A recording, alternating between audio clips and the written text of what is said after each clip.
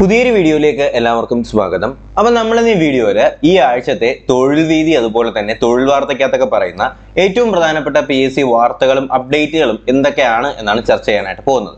ആദ്യമേ തന്നെ പറയട്ടെ, നമ്മുടെ പ്രിലിംസുമായിട്ട് ബന്ധപ്പെടുത്തിയിട്ടുള്ള ഒരു സംസാരം ഉണ്ടായിരുന്നു അല്ലേ, പ്രിലിംസ് ഒഴിവാക്കും അല്ലെങ്കിൽ ഒഴിവാക്കിയേക്കാം എന്നൊക്കെ പറഞ്ഞിട്ട്. ഈ ഇപ്പോൾ നിങ്ങൾ സ്ക്രീനിൽ കാണുന്ന തൊഴിൽ വീതിക്കകത്ത് വന്നിട്ടുള്ള വാർത്തകളാണ്. LDC LGSന്റെ ഒക്കെ പ്രിലിംസ് അല്ലെങ്കിൽ പൊതുപരീക്ഷ ഒഴിവാക്കിയേക്കാം എന്ന് പറഞ്ഞിട്ട് ഇന്ന് വന്നിട്ടുണ്ടായിരുന്ന വാർത്തയാണ്. ഇതേ വാർത്ത ഇത് തൊഴിൽ വീതിക്ക് വന്നിട്ടുണ്ടായിരുന്നതാണ്. ഇതേ വാർത്ത തന്നെ നമ്മുടെ തൊഴിൽ വാർത്തയ്ക്കകത്ത് വന്നിട്ടുണ്ട്. ലാസ്റ്റ് ഗ്രേഡിന് 2 ഘട്ടം വേണോ, പുനരാലോചനയിൽ PSC. അപ്പോൾ എന്തായാലും നമ്മുടെ ഇന്നത്തെ എക്സ്ക്ലൂസീവ് എന്ന് പറയുന്നത് ഈ വാർത്ത തന്നെയാണ്. അപ്പോൾ നമുക്ക് എന്ത് ചെയ്യാം, ഈ വാർത്ത ഒന്ന് വായിച്ചു നോക്കാം. നമ്മുടെ ഈ ഒരു LDCയുടെയും LGSന്റെ ഒക്കെ പ്രിലിംസുമായിട്ട് ബന്ധപ്പെടുത്തിയിട്ട് നമ്മുടെ പൊതുപരീക്ഷ അല്ലെങ്കിൽ പ്രിലിംസ് മൊത്തത്തിൽ ഒഴിവാക്കുമോ അല്ലെങ്കിൽ എങ്ങനെയൊക്കെയാണ് അവർ ചെയ്യാൻ പോകുന്നത് എന്നുള്ള കാര്യങ്ങളൊക്കെ നമുക്ക് എന്ത് ചെയ്യാം, ഒന്ന് വായിച്ചു നോക്കാം. ഓക്കെ, അപ്പോൾ നിങ്ങൾ ആ വാർത്തയൊന്ന് വായിച്ചു നോക്കിയേ. 2 ഘട്ട പരീക്ഷകൾ ചുരുങ്ങുന്നു അല്ലെങ്കിൽ 2 ഘട്ട പരീക്ഷകളും ചുരുങ്ങുന്നു എന്ന് പറയുന്നുണ്ട്. അപ്പോൾ അപേക്ഷകർ കൂടുതലുള്ള LD ക്ലർക്ക്, ലാസ്റ്റ് ഗ്രേഡ് ഉൾപ്പെടെയുള്ള തസ്തികകളെ പൊതു പ്രിലിമിനറി പരീക്ഷയിൽ നിന്ന് ഒഴിവാക്കാനായിട്ട് PSC ആലോചിക്കുന്നുണ്ട്. റാങ്ക് ലിസ്റ്റ് പ്രസിദ്ധീകരിക്കണം അനന്തമായി, അല്ലെങ്കിൽ നമ്മുടെ ഈ റാങ്ക് ലിസ്റ്റിന്റെ പ്രസിദ്ധീകരണം അനന്തമായി വൈകുന്നതിന്റെ കാരണം അല്ലെങ്കിൽ ഈ ഒരു കാരണം ഓരോ ഉദ്യോഗാർത്ഥികൾ തന്നെ വിവിധ റാങ്ക് ലിസ്റ്റുകളിൽ പൊതുവായി ഉൾപ്പെടുന്നതുമാണ് ഈ നീക്കത്തിന് കാരണം. ഇതൊന്നും അവർക്ക് നേരത്തെ അറിഞ്ഞുകൂടാതെയാണ് നമ്മുടെ ബഹുമാനപ്പെട്ട നമ്മുടെ കേരള PSC ഇങ്ങനത്തെ പരിപാടികളൊക്കെ ചെയ്തിരുന്നത്.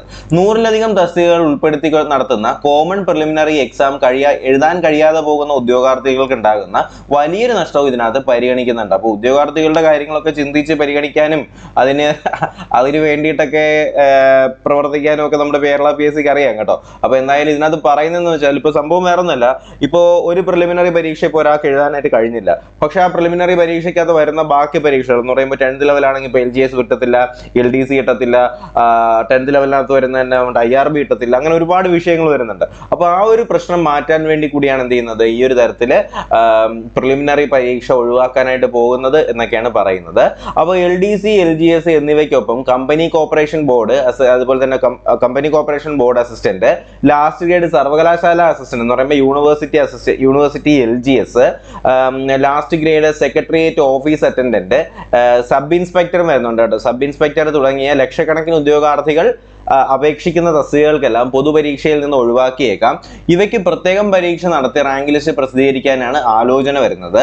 ലാസ്റ്റ് ഗ്രേഡ് പോലെയുള്ള തസ്തികകളിൽ ഒരു പരീക്ഷയുടെ അടിസ്ഥാനത്തിലായിരിക്കാം ഈ കാര്യങ്ങൾ അല്ലെങ്കിൽ ഈ ഒരു പരീക്ഷയിൽ ഉദ്യോഗാർത്ഥികളെല്ലാം സെലക്ട് ചെയ്യുന്നത്. ലിസ്റ്റിന് വേണ്ടി കാത്തിരിപ്പെന്ന് പറയുന്നുണ്ട്. LDC ലാസ്റ്റ് ഗ്രേഡ് തസ്തികകൾ 10th ലെവൽ കോമൺ പ്രിലിമിനറിക്കൊപ്പമാണ് കഴിഞ്ഞ തവണ നടത്തിയത്. പ്രത്യേകം മെയിൻ പരീക്ഷ നടത്തി. ഇത് കാരണം മുൻ ലിസ്റ്റ് റദ്ദായി 1 വർഷം കഴിഞ്ഞാണ് ഇത്തവണ റാങ്ക് ലിസ്റ്റ് പ്രസിദ്ധീകരിക്കാനായി കഴിഞ്ഞത്. കായികക്ഷമതാ പരീക്ഷ കൂടി നടത്തുന്ന സിവിൽ പോലീസ് ഓഫീസർ തസ്തികയുടെ മെയിൻ പരീക്ഷ നടത്തേണ്ടതുണ്ടോ എന്നും നിലവിൽ ചോദ്യം ഉയർന്നിട്ടുണ്ട്. അപ്പോൾ നേരത്തെ പറഞ്ഞ പോലെ ഇപ്പം നമുക്ക് നടക്കാൻ പോകുന്ന നമ്മുടെ പ്രിലിമിനറി അല്ല CPOയുടെ പരീക്ഷ, ഈ ഒരു മെത്തേഡാണ് നമ്മൾ ഇത്രയും കാലം ഫോളോ ചെയ്ത് വന്നുകൊണ്ടിരുന്നത്. അതിൽ വലിയൊരു ചേഞ്ച്, മറ്റേ സിനിമയിൽ പറയും പോലെ മുദ്ര ശ്രദ്ധിക്കണം, മുദ്ര എന്നൊക്കെ പറഞ്ഞിട്ടാണ് എന്ത് ചെയ്യുന്നത് PSC ഇപ്പോൾ പുതുതായിട്ട് നമ്മുടെ ഈ ഒരു പ്രിലിംസ് എന്ന് പറയുന്ന ഒരു പരിഷ്കാരം കൊണ്ടിട്ടിട്ടുണ്ടായിരുന്നത്. അപ്പോൾ അതും എന്താണ്, വീണ്ടും അല്ലെങ്കിൽ സിവിൽ പോലീസ് ഓഫീസറിന്റെ പരീക്ഷയും വീണ്ടും ഒറ്റ ഫേസ് ആക്കാനായിട്ട് എന്ന് പറയുമ്പോൾ ഒരു പരീക്ഷ പിന്നെ ഫിസിക്കൽ മെഡിക്കൽ ആ ഒരു രീതിയിലേക്ക് മാറ്റാനായിട്ടും തീരുമാനങ്ങൾ വരുന്നുണ്ട്. അപ്പോൾ ഇതാണ് നമ്മുടെ ഈ ഒരു തൊഴിൽ വീതിക്കകത്ത് പറയുന്ന ഈ പ്രിലിംസുമായിട്ട് ബന്ധപ്പെടുത്തിയിട്ടുള്ള വാർത്ത.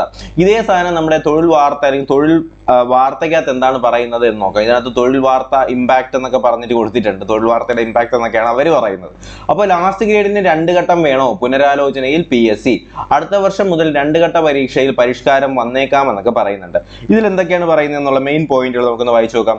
PSCയുടെ 2 ഘട്ട പരീക്ഷാ സമ്പ്രദായം പരിഷ്കരിക്കാൻ നീക്കം. LD clerk, last grade servant, assistant, അതുപോലെ തന്നെ ലാസ്റ്റ് ഗ്രേഡ് അസിസ്റ്റന്റ് തുടങ്ങിയ പരീക്ഷകൾക്ക് ഇനി മുതൽ എന്താണ്, ഒറ്റഘട്ട പരീക്ഷ നടത്താനാണ് തീരുമാനിച്ചിട്ടുള്ളത്.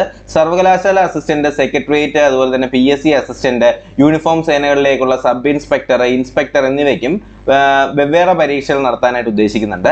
ലാസ്റ്റ് ഗ്രേഡ് സർവന്റ് 2 ഘട്ട പരീക്ഷ ഒഴിവാക്കാനും ആലോചനയുണ്ട്.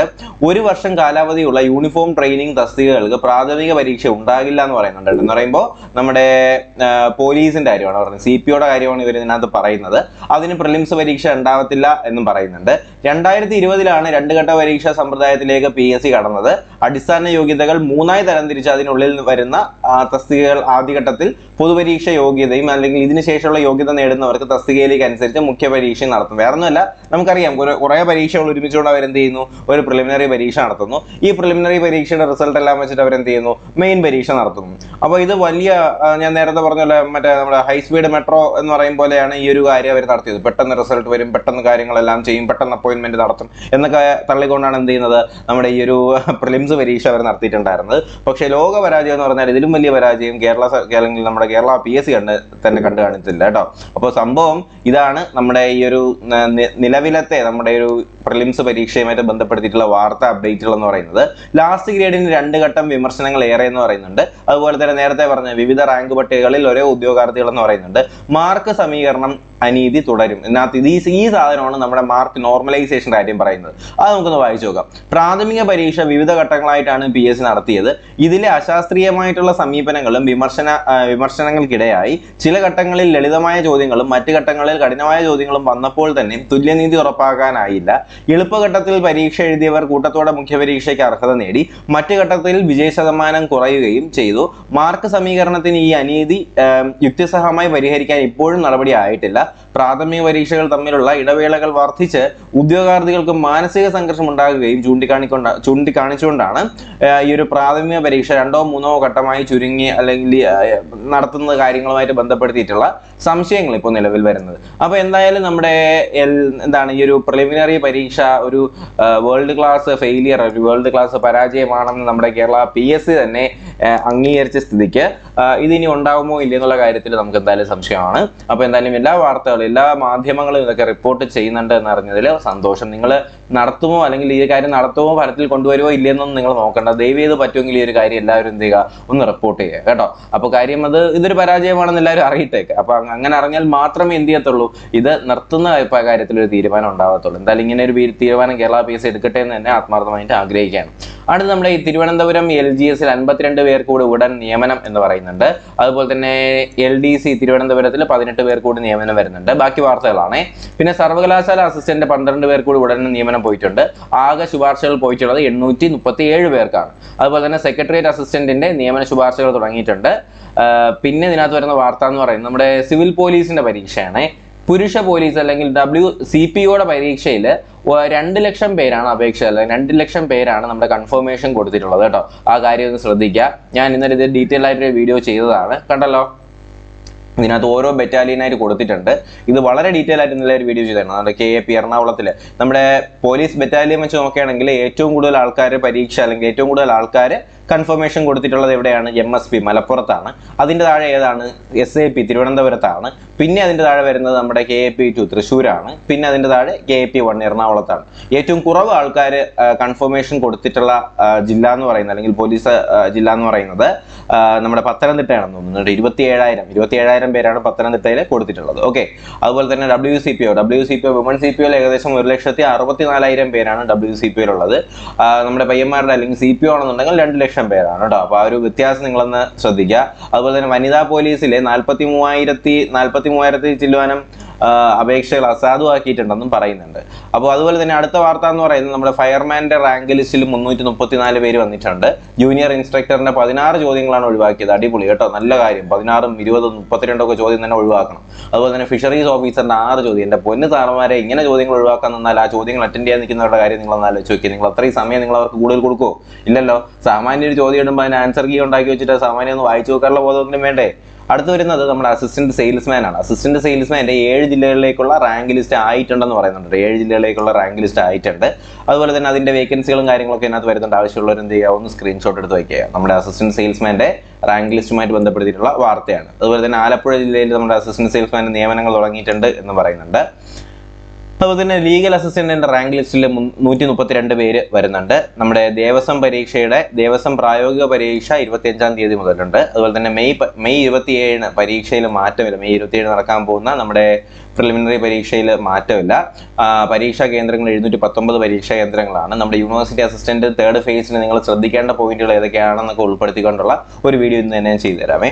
അതുപോലെ തന്നെ എന്താണ് 1ഉം 2ഉം ഘട്ടം പരീക്ഷ എഴുതാൻ പറ്റാത്തവർക്ക് 3ആം ഘട്ടത്തിലേക്ക് അവസരം വരുന്നുണ്ട്. അതിന്റെ നോട്ടിഫിക്കേഷൻ ഒക്കെ ടെലഗ്രാം ഗ്രൂപ്പിൽ ഇട്ടിട്ടുണ്ടായിരുന്നു. ടെലഗ്രാം ഗ്രൂപ്പിൽ എല്ലാവരും ജോയിൻ ചെയ്യുക. കാര്യം ഇമ്പോർട്ടൻ്റ് ആയിട്ടുള്ള എല്ലാ അപ്ഡേറ്റുകളും കാര്യങ്ങളൊക്കെ നമ്മൾ ഡിസ്കസ് ചെയ്യുന്ന ടെലഗ്രാം ഗ്രൂപ്പിലാണ്. തീർച്ചയായിട്ടും എന്ത് ചെയ്യുക, എല്ലാവരും അതിലോട്ട് കൂടി ഒന്ന് ജോയിൻ ചെയ്യാനായിട്ട് ശ്രമിക്കുക കേട്ടോ. അടുത്ത് നമുക്ക് നോക്കേണ്ടത് നമ്മുടെ ലീഗൽ അസിസ്റ്റന്റിന്റെ റാങ്ക് പട്ടിക 3 കാറ്റഗറിയിലായിട്ട് 132 പേരെന്ന് പറഞ്ഞിട്ടുണ്ട്. ഇത് തൊഴിൽ വാർത്തയ്ക്കകത്ത്, ഇത് തൊഴിൽ വാർത്തയുടെ പേജാണ്. അപ്പോൾ ഈ രണ്ടിന്റെയും ഇമ്പോർട്ടൻ്റ് ആയിട്ടുള്ള സാധനങ്ങൾ വെച്ചിട്ടാണ് ഈ ഒരു വീഡിയോ ചെയ്യുന്നത് കേട്ടോ. അപ്പോൾ ഞാൻ സർവകലാശാല അസിസ്റ്റന്റ് സബ് ഇൻസ്പെക്ടറിന്റെ അവസാന പരീക്ഷ 27 നമ്മുടെ തൊഴിൽ വാർത്തയ്ക്കകത്ത് പറയുന്നുണ്ട്. ആദ്യത്തെ ഘട്ടം പരീക്ഷ എഴുതാൻ പറ്റാത്തവർക്ക് ഇതിനകത്ത് എഴുതാൻ പറ്റും. അതൊക്കെ ഓക്കെ ആണല്ലോ. പിന്നെ പറയുന്നത് നമ്മുടെ CHSL നമുക്കിടയിൽ കമ്പൈൻഡ് ഹയർ സെക്കൻഡറി ലെവലിൽ 40,224 പേര് ചുരുക്കപ്പട്ടികയിൽ വന്നിട്ടുണ്ട്. പിന്നെ നമ്മുടെ കേരള വാട്ടർ അതോറിറ്റിയിലെ LD ക്ലർക്ക് തസ്തികയിൽ നിയമന നടപടി വൈകുന്നു എന്ന് പറഞ്ഞിട്ടൊരു റിപ്പോർട്ട് വരുന്നുണ്ട്. 2012 വിജ്ഞാപനം, കേസ് കഴിഞ്ഞിട്ട് ഇതുവരെ നിലവിൽ ചുരുക്കപ്പട്ടിക വന്നിട്ടില്ല. ഈ കാര്യങ്ങളൊക്കെ എന്ത് ചെയ്യുക, ദയവേത് കേരള PSC ശ്രദ്ധിക്കുക. അതുപോലെ തന്നെ പിന്നെ ഉള്ളത് കുറച്ച് ഡൗട്ടുകളാണ് കേട്ടോ. കാരണം ഇതിനകത്ത് ചോദിക്കുന്ന ഡൗട്ടാണ്, CPO നിയമനം ലഭിച്ച ശേഷം പഠിക്കാൻ അനുവദിക്കുമോ എന്ന് ചോദിച്ചിട്ടുണ്ട്. ഇത് പലർക്കും ഉള്ളൊരു സംശയമാണ്. നമുക്കൊന്ന് വായിച്ചു നോക്കാം. അംഗീകൃത സ്ഥാപനങ്ങളിൽ നിന്ന് കോഴ്സ് ചെയ്യുന്നവർക്ക് ജോലിയിൽ പ്രവേശിക്കാൻ സമയം നീട്ടി നൽകാറുണ്ട്. എന്നാൽ ട്രെയിനിങ് ഉള്ള തസ്തികയിൽ ഇത് നിയന്ത്രണങ്ങൾക്ക് വിധേയമായി മാത്രമേ ഈ ആനുകൂല്യങ്ങൾ കൊടുക്കത്തുള്ളൂ. ഇക്കാര്യത്തിൽ വ്യക്തത വരുത്താൻ നിയമനാധികാരിയുടെ ഓഫീസുമായി ബന്ധപ്പെടുക. എന്ന് വെച്ചാൽ ഒന്നിൽ നിങ്ങൾ കേരള പോലീസിന്റെ ട്രെയിനിങ് കോളേജിൽ വിളിച്ചു നോക്കുക, ഓർഡർ നിങ്ങൾ PSC ഓഫീസിൽ വിളിച്ചു നോക്കുക എന്നാണ് പറയുന്നത്. അപ്പോൾ CPOക്ക് കയറി കഴിഞ്ഞാൽ പിന്നെ പഠിക്കാൻ പറ്റുമോ എന്നുള്ള കാര്യത്തിൽ സംശയമാണ്. അത് നിങ്ങളൊന്ന് വിളിച്ചു നോക്കുക. ഓക്കെ. അതുപോലെ തന്നെ BEVCO അസിസ്റ്റന്റ് പുതിയ ഒഴിവുകൾ റിപ്പോർട്ട് ചെയ്യില്ല എന്ന് ചോദിച്ചിട്ടുണ്ട്. കത്തിൽ സൂചിപ്പിക്കുന്ന പോലെയുള്ള രേഖകളെ പറ്റിയൊന്നും ഈ തസ്തികകളുടെ വിജ്ഞാപനത്തിലില്ല. നേരിട്ടുള്ള നിയമനം നിർത്തലാക്കിയ സാഹചര്യത്തിൽ പുതിയ ഒഴിവുകൾ റിപ്പോർട്ട് ചെയ്യാൻ സാധ്യത കുറവാണ് എന്ന് പറയുന്നുണ്ട്. അസിസ്റ്റന്റുമാരുടെ 36 NJD ഒഴിവുകളാണ് ഇതുവരെ റിപ്പോർട്ട് ചെയ്തിട്ടുള്ളതെന്നും പറയുന്നുണ്ട്. ഓക്കെ. അപ്പോൾ ഇത്രയും കാര്യങ്ങളൊക്കെ തന്നെയാണ് നമ്മുടെ തൊഴിൽ വാർത്ത തൊഴിൽ വീതിയുടെ ഈ ഒരു ഇന്നത്തെ പ്രധാന വാർത്തകൾ എന്ന് പറയുന്നത്. ഇത് രണ്ടും ഉൾപ്പെടുത്തിയിട്ടുണ്ട്. ഞാൻ തൊഴിൽ വാർത്ത ഉൾപ്പെടുത്തിയിട്ടുണ്ട്, നമ്മുടെ തൊഴിൽ വീതി ഉൾപ്പെടുത്തിയിട്ടുണ്ട്. ഓക്കെ. അപ്പോൾ എന്തായാലും ഈ ഒരു വാർത്ത നിങ്ങൾക്ക് ഉപകാരപ്പെട്ടു എന്ന് തന്നെ വിശ്വസിക്കുകയാണ്. അപ്പോൾ ഞാൻ ഈ പറഞ്ഞ പോലെ തന്നെ നമ്മുടെ പ്രിലിംസുമായിട്ട് ബന്ധപ്പെടുത്തിയിട്ടുള്ള സംശയങ്ങൾ നിലനിൽക്കുന്ന ഈ ഒരു സാഹചര്യത്തിൽ ഒരു ക്ലിയർ ആയിട്ടുള്ള ഒരു പിക്ചർ ഇപ്പോൾ നിങ്ങൾക്ക് എല്ലാവർക്കും കിട്ടിയിട്ടുണ്ടെന്ന് തന്നെ മനസ്സിലാക്കുന്നു. ഇതൊരു ഫേക്ക് ന്യൂസ് അല്ല. ഇതിനകത്ത് ഒരുപാട് കാര്യങ്ങൾ എന്ന് പറയുമ്പോൾ നമ്മുടെ ആദ്യം ഈ വാർത്ത ഞാൻ കണ്ടത് കേരള കൗമുദിയിലോ സംതിങ് ആണ്. അപ്പോൾ അതിനുശേഷം ഇത് മനോരമ ഏറ്റെടുക്കുന്നു, മാതൃഭൂമി ഏറ്റെടുക്കുന്നു, പിന്നെ നമ്മുടെ തൊഴിൽ വാർത്ത തൊഴിൽ വീതിയിലൊക്കെ ഇപ്പോൾ നിലവിൽ വരുന്നുണ്ട്. അപ്പോൾ എന്തായാലും നല്ലൊരു വാർത്ത തന്നെയാണ്, ഒരു പോസിറ്റീവ് ന്യൂസ് തന്നെയാണ്. അപ്പോൾ എന്തായാലും ഈ ഒരു വാർത്ത നിങ്ങൾക്ക് ഇഷ്ടമായി, അല്ലെങ്കിൽ ഈ ഒരു വീഡിയോ നിങ്ങൾക്ക് ഇഷ്ടമായെന്നുണ്ടെങ്കിൽ വീഡിയോ ഒന്ന് ലൈക്ക് ചെയ്യുക, ചാനൽ ഒന്ന് സബ്സ്ക്രൈബ് ചെയ്യുക, നിങ്ങളുടെ അഭിപ്രായങ്ങൾ തീർച്ചയായിട്ടും കമന്റുകളായിട്ട് രേഖപ്പെടുത്തുക. ഈ പ്രിലിംസ് ഒഴിവാക്കുന്നതിനെ കുറിച്ചുള്ള നിങ്ങളുടെ അഭിപ്രായങ്ങൾ എന്തൊക്കെയാണ് അതുകൂടി നിങ്ങൾക്ക് എന്ത് ചെയ്യാം, നമ്മുടെ കമന്റ് ബോക്സിൽ പറയാം. ഓക്കെ. അപ്പോൾ എന്തായാലും ഈ ഒരു വീഡിയോ നിങ്ങളുടെ സുഹൃത്തുക്കളിലേക്ക് കൂടി എത്തിച്ചു കൊടുക്കുക കേട്ടോ. അതുപോലെ തന്നെ ഒരുപാട് പേർക്ക് നോട്ടിഫിക്കേഷൻ വരുന്നില്ല എന്ന് പറയുന്നുണ്ട്. നോട്ടിഫിക്കേഷൻ വരാനായിട്ട് തീർച്ചയായിട്ടും നിങ്ങൾ എന്ത് ചെയ്യണം, സബ്സ്ക്രൈബ് ചെയ്തിട്ട് ബെൽ ബട്ടൺ എനേബിൾ ചെയ്തിട്ട് അതിൽ നോട്ടിഫിക്കേഷനിൽ ഓൾ എന്ന് പറയുന്ന ഓപ്ഷൻ ഒന്ന് കൊടുത്തേക്കുക കേട്ടോ. എങ്കിൽ മാത്രമേ ക്ലാസ്സുകളുടെ നോട്ടിഫിക്കേഷൻ വ്യക്തമായിട്ട് കിട്ടത്തുള്ളൂ. ഓക്കെ. അപ്പോൾ ആ കാര്യം ഒന്ന് ശ്രദ്ധിക്കുക. അപ്പോൾ പുതിയൊരു വീഡിയോ ക്ലാസ് ഒക്കെ ആയിട്ട് ഉടനെ തന്നെ കാണാം. എല്ലാവർക്കും bye bye, good bye, take care.